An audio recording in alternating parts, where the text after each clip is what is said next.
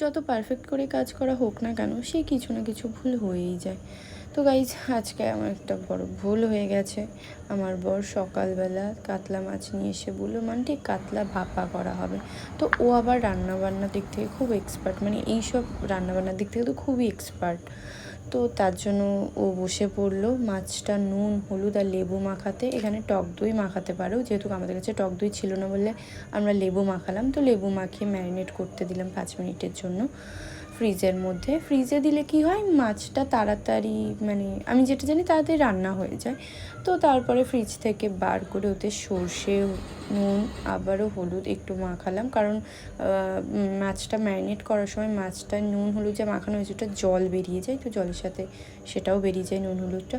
তো তারপরে মাছটা ম্যারিনেট করার পর সর্ষে টর্ষে দিয়ে তো এখানে প্রেশার কুকারের মধ্যে দিয়ে দিলাম। এইখানটাই ভুলটা হয়েছে গাইস। প্রেশার কুকারে যেই দিয়েছি 2টো সিটি মারা হয়েছে, তো আমরা বুঝতে পারিনি যে মানে কোটোটা ভিতর থেকে খুলে আসবে।